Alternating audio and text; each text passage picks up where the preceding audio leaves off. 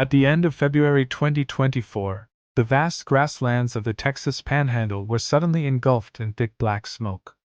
A wildfire ignited in the Smokehouse Creek Valley, fueled by strong winds and an unusually dry season, an undeniable consequence of climate change.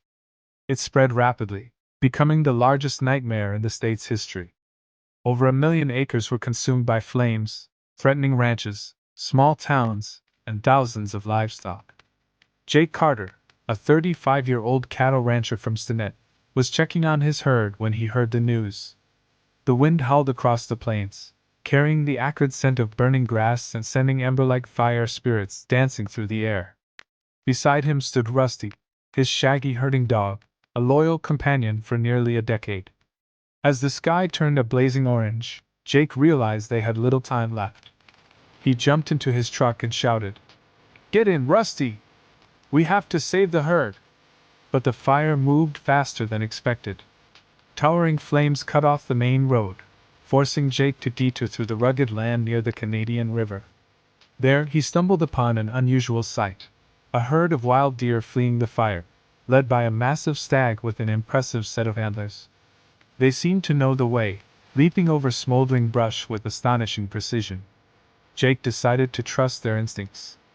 He steered his truck behind them, while Rusty barked relentlessly, almost as if he were communicating with the deer. On the way, Jake spotted a stranded family, the Millers, trapped in their broken-down truck in the middle of the dry field. Flames crept closer as Mr. and Mrs. Miller and their young daughter, Lily, panicked. Jake slammed on the brakes and jumped out with Rusty to help. But the thick smoke made pulling the truck out of the mud nearly impossible. Just then, the stag turned back, leading its herd toward them. Using their combined strength, the deer pushed against the truck with their antlers and shoulders, helping free it from the mud while Rusty ran circles around them, guiding the Millers into Jake's truck. They raced toward the Canadian River, their only hope of escape. But upon reaching the riverbank, they faced another challenge. The water was low, and the far side was blocked by walls of fire. Jake scanned his surroundings, heart pounding in desperation. Then, suddenly, Rusty let out a sharp howl and lunged toward the riverbed, digging furiously into the dry earth. The deer joined in, using their hooves and antlers to dig deeper. Slowly, water began to rise from a buried spring, forming a shallow, muddy pathway. Jake shouted, "Go now!" Leading the Millers and his cattle across the newly revealed path, he kept an eye on Rusty and the deer, who ran alongside them, shielding them from flying embers. The fire chased them relentlessly, its searing heat almost unbearable. But at last, they reached the higher ground on the other side, safe. Jake turned back, seeing Rusty standing beside the mighty stag, both silhouetted against the smoky haze, silent heroes of the inferno. Mr. Miller embraced Jake, his voice shaking. "I don't know how to thank you, and these animals enough." Little Lily knelt beside Rusty, stroking his fur. She whispered, "You're my superhero." The Smokehouse Creek fire was eventually contained, thanks to firefighting crews and a rare early March rain. But the story of Jake, Rusty, and the deer spread across Texas. People called them the Rescue Under Fire, a powerful testament that in the face of disaster, the unity between humans and animals could overcome even nature's fiercest wrath. Months later, Jake stood on a field that had begun to turn green again.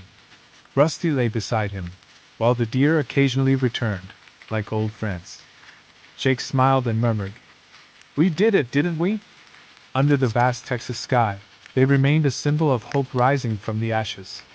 Just when Jake, the Miller family, Rusty, and the herd of deer thought they were safe on the high ground beyond the Canadian River, a terrifying sound echoed in the distance: the howling roar of fire-driven wind, stronger than ever. The Smokehouse Creek fire, which had already consumed over 1 million acres, was now fueled by an unexpected whirlwind, a rare but deadly phenomenon Texans call the fire devil. The flames twisted into towering infernos, hundreds of feet high, surging toward them like a massive, hunting beast. Jake's heart clenched. This high ground was no longer a refuge. The dry grass and shrubs around them would ignite instantly, turning them into prey for the raging firestorm. Mr. Miller panicked. We have to run! But where? Lily clung to Rusty, tears streaking her soot-covered face. Jake gritted his teeth. We're not running. We're stopping it! But how do you stop something this monstrous? Jake quickly realized that the underground spring they had just uncovered wouldn't be enough to fight back the roaring flames. Then, his gaze fell on Rusty and the deer, and a wild idea struck him. A natural fire break. He remembered an old technique his grandfather had once taught him, using dirt and sand to build a fire barrier, reinforced with water to slow the flames. Without hesitation, he led the group back down to the riverbank, where the soil was soft and damp. Dig! Use whatever you can! Rusty leaped forward, claws tearing into the earth with frantic energy. The deer, led by the mighty stag, followed suit, using their hooves and antlers to carve out a trench. Jake and Mr. Miller dug with their bare hands, heaving piles of dirt to build a rough barrier. Mrs. Miller, tears streaming down her face, pulled dry branches to fortify the wall while holding Lily close. But the fire devil was too fast. A smaller column of flame split off, shooting toward them and igniting a nearby bush. Lily screamed as the fire lashed at her leg, but before it could spread, Rusty lunged forward, shielding her with his body. His fur caught fire. Jake's world blurred as he roared. Rusty! He dove onto his dog, tearing off his jacket and smothering the flames.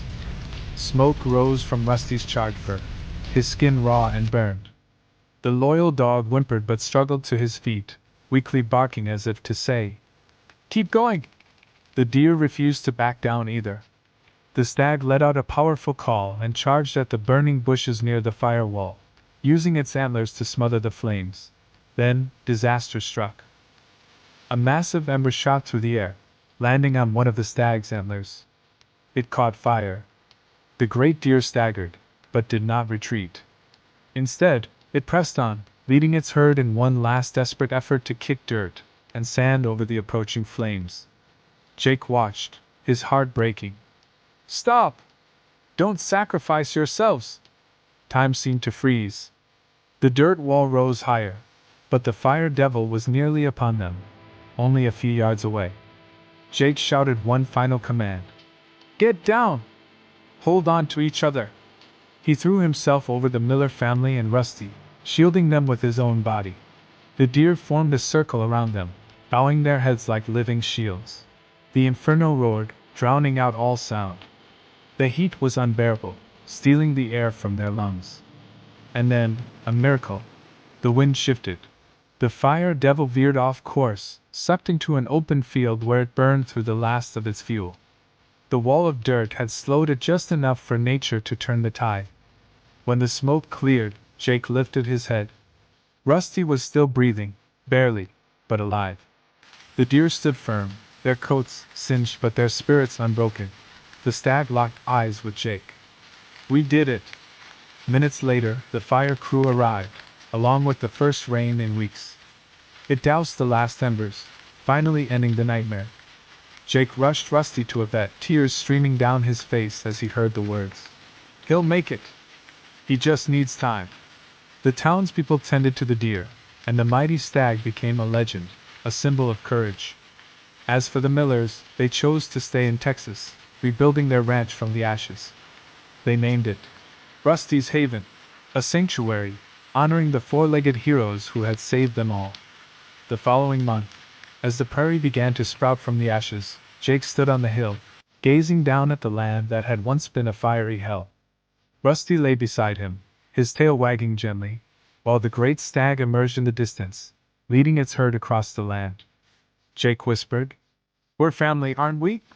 Beneath the vast blue Texas sky, they were proof that even in the fiercest flames, life finds a way. When the fire devil had finally been turned by the shifting winds and extinguished by the rare rain, Jake thought they could finally rest. He sat beside Rusty in the temporary rescue station near Stinnett, stroking the dog's charred fur, whispering, "You're my warrior, you know that?"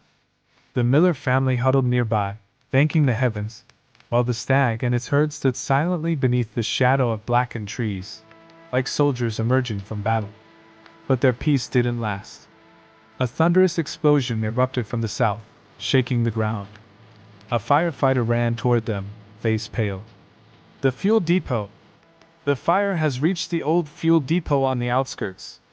Just a few miles from Stinnett lay an abandoned fuel storage facility from the 1980s, filled with thousands of gallons of old gasoline, a ticking time bomb no one had thought about. If it fully detonated, the entire town and the land they had just fought to protect would be wiped out in seconds. Jake shot to his feet, despite the searing pain in his burned hands and aching body. He looked at Rusty, then at the stag. "We're not done yet." Mr. Miller grabbed his arm, his voice shaking. "Jake, you can't go. Let the fire crews handle it." But Jake shook his head. "They won't make it in time. This is our home."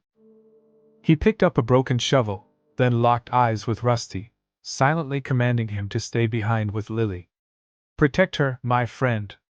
Jake led a small group of volunteer townspeople, along with the stag and its strongest deer, toward the depot. As they neared, the sight before them was straight from hell. Massive fuel drums were already burning, spewing thick, black smoke into the sky. Smaller tanks had exploded, sending fiery shrapnel flying like deadly fireworks.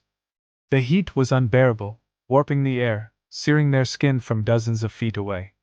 Jake shouted, "We have to break the fire's path before it reaches the main tanks." He remembered a dry ditch nearby. If they could redirect the flames into it and block it off with dirt, they might prevent a full-scale explosion. But they only had minutes.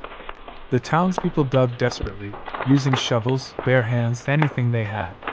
The deer joined them, hooves and antlers kicking dirt, hurling it over the spreading flames. But the fire was too fast. Another fuel drum exploded. The shockwave threw Jake to the ground. His ears rang, blood trickled down his forehead. The stag bellowed, leaping in front of him, shielding him from flying debris, but a jagged metal shard struck its shoulder. Blood streaked its fur, yet the stag did not fall.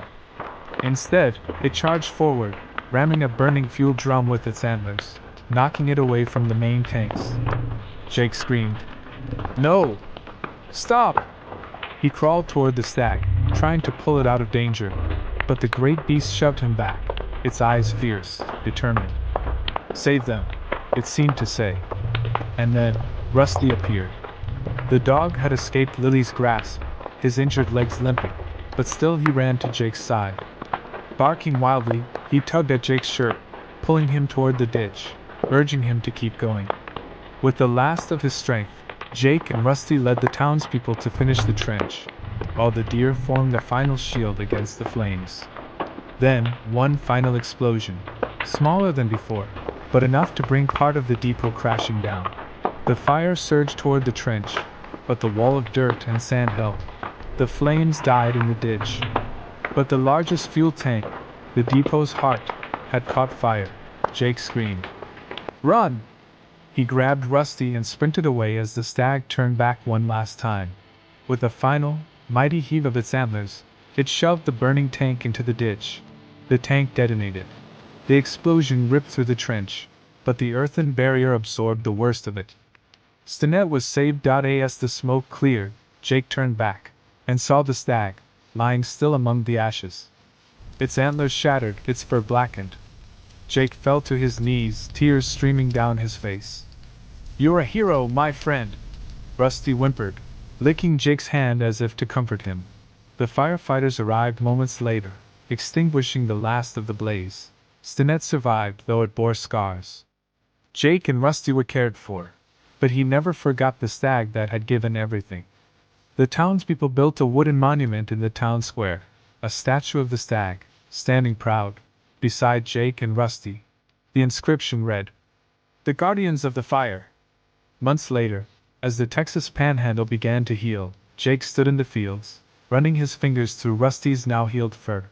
The deer herd returned, now led by a young doe, carrying on the legacy of the fallen hero. Jake smiled.